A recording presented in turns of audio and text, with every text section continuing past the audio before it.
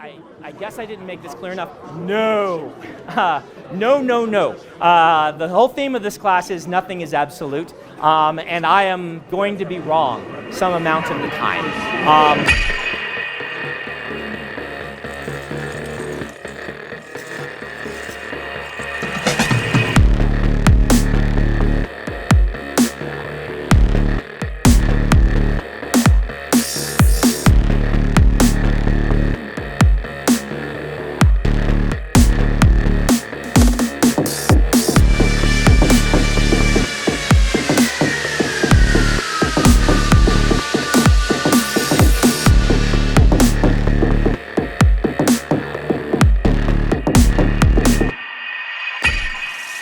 We have been following Dalinar and the complexities of not only his journey, but his personal conflicts for 3 books now.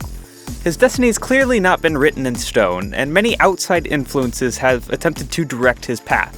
It is important to look at several elements that affect Dalinar, as each of these will prove essential to what turns the next books will take.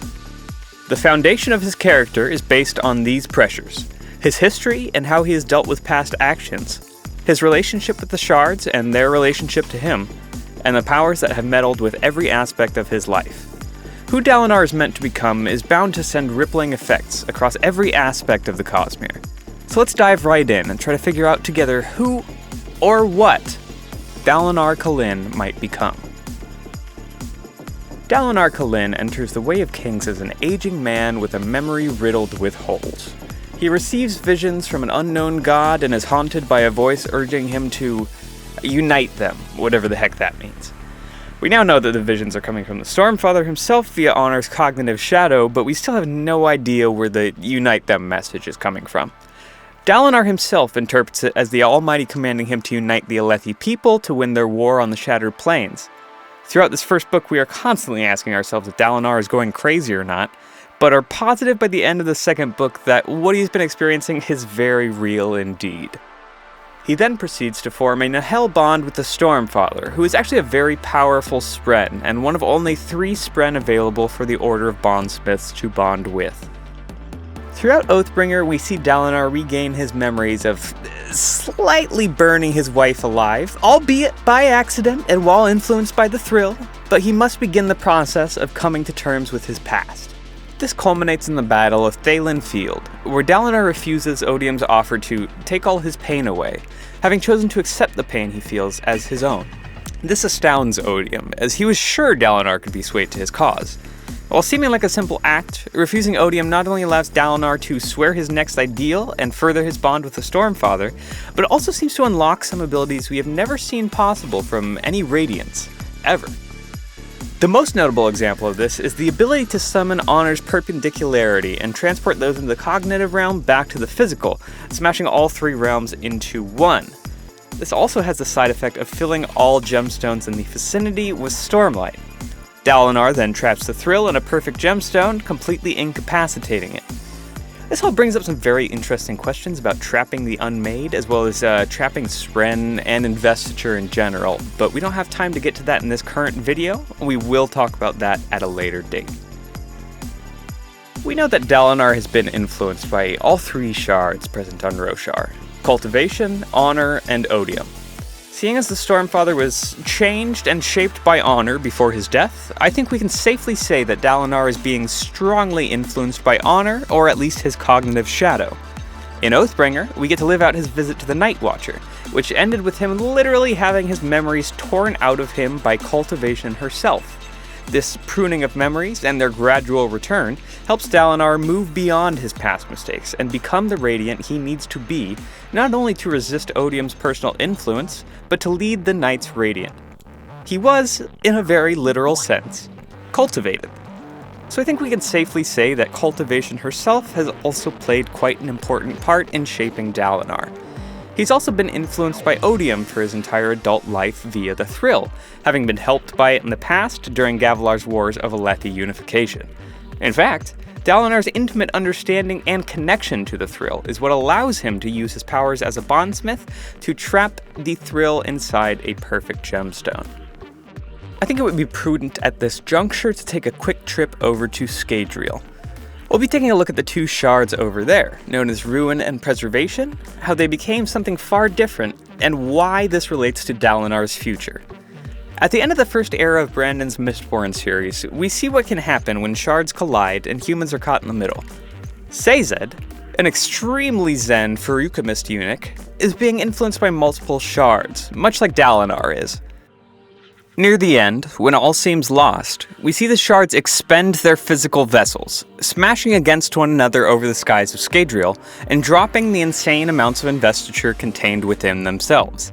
Since Sazed is near them as they die, and his soul has been directly influenced by both shards, the powers of both Ruin and Preservation flow naturally into him as their new vessel. Sazed then ascends into a shard consisting of both Preservation and Ruin, which he calls Harmony.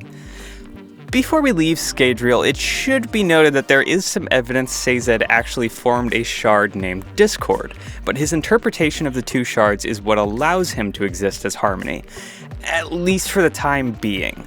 Intent and interpretation are huge concepts in the Cosmere and are baked into every magic system present therein. The system of concepts that tie the universe together are known as realmatics, and will be super fun to explore in a future video. So, what does this all mean for Dalinar? Well, I think there's a few conclusions to draw from this. The first is that I think we should keep in the back of our minds that we have seen a main character ascend before. It's been done. I think if Dalinar were to ascend, it would look something completely different from what we saw with Sazed. Brandon doesn't seem one to repeat the same act twice, but viewing this as a blueprint for how a general ascension might look is appropriate. My best guess would be that Dalinar takes up the shards of odium and honor, possibly with bits of cultivation mixed in for flavor. We know that she's taking an active role in this conflict though, and most likely won't stand idly by and let Dalinar absorb her without a fight. This then begs the question that I set out to answer in the title. What will Dalinar become? I think the most likely explanation is that Dalinar will take up the shard's odium and honor, and will ascend to a new shard that he will refer to as Unity. He's hearing voices whispering unite them for Storm's sake. It would also tie into the many themes of unification surrounding Dalinar for his whole life in all 3 books so far. This by itself has some pretty big implications for the Cosmere as a whole, and will absolutely lead to some direct conflict with other shards, some on completely different planets, and some even in completely different star systems. At this point, I can only make educated guesses as to what's going to happen, and we'll have to wait for the 4th book to solidify any theories further. However, gun to my head, if I were to make that guess, I'd say that Dalinar will ascend to godhood by taking up the shard he will interpret as Unity.